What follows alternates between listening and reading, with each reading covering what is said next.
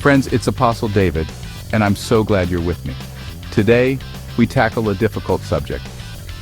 When Christians fall. Fallen leaders make the news. The spirits of elitism, Jezebel and Leviathan, are hard at work. Stay with me as I dive into sin in the church.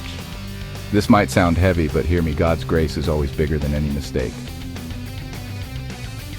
Grace was there for Moses, King David, and the Apostle Paul. God's purpose is not to condemn believers who fail. He's here to restore and lift you up. This isn't about pointing fingers, but about finding God's compassionate heart, learning to reflect His unwavering love and truth. We're on this faith journey, and sometimes our paths get bumpy. People, even ourselves, can misstep. Some transgressions are very serious and hurt others. But God doesn't want us to stand down or ignore wrongs, especially when others are harmed. He calls us to His higher way, a path blending His unchanging truth with His boundless, unconditional love. It's about applying His word with deep compassion, just as Jesus modeled for us. So open your hearts as we explore this narrow way. It requires courage, wisdom, and God's amazing grace. He wants to equip us to respond in ways that honor Him, protect the vulnerable, and help restore the fallen. Get ready, God has something powerful for you today. Beloved, we know believers stumble, some into sin, others into deception, some even harm others. How do we respond? This video explores God's path, truth, and grace. Let's walk down it. When others sin, we need to respond in a biblical fashion. When sin brings harm, especially abuse or crime, we cannot stay silent. Expose the darkness, report the wrongs, and protect the vulnerable. We are to have nothing to do with the fruitless deeds of darkness, but rather expose them. Ephesians 5:11. Covering to protect a minister or ministry isn't holy. It's dangerous. Victims need to be heard and protected. The perpetrators need to be handled by authorities. And the church needs to offer love to the sinner.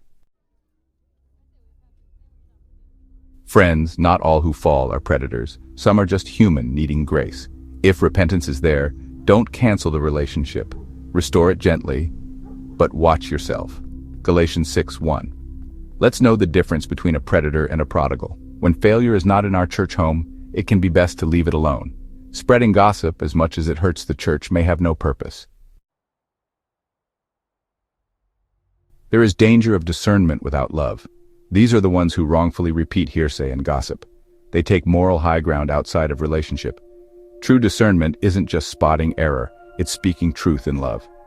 Labeling everyone a false teacher, false prophet, or apostle can be divisive. There is no ministry of division. Philippians 1:18. But that doesn't matter.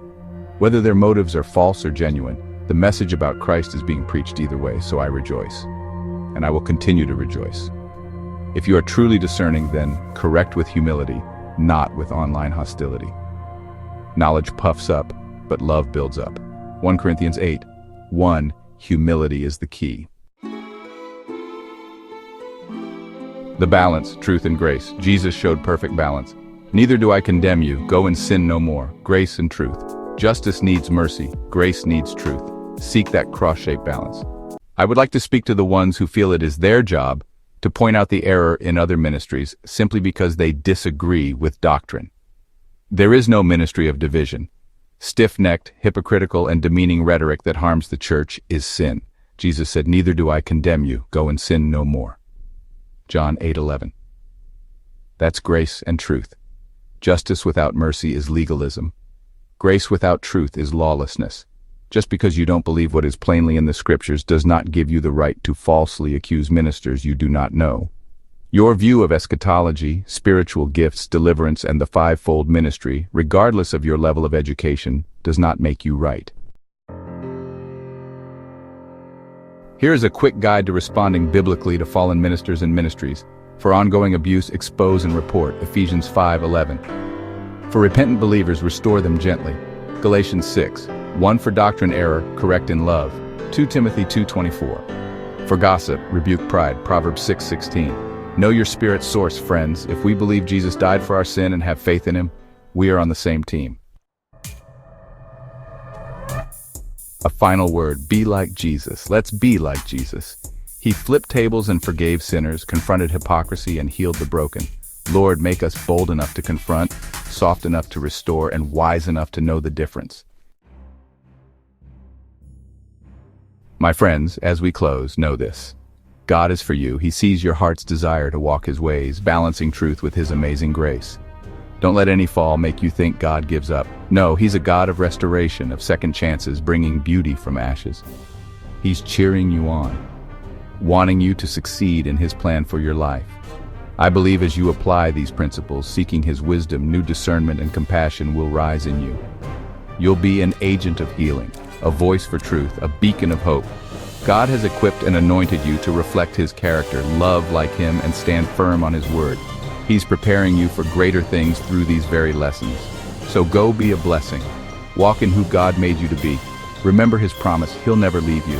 Hold his truth, extend his grace, and watch him guide your steps and use you mightily. You are God's child.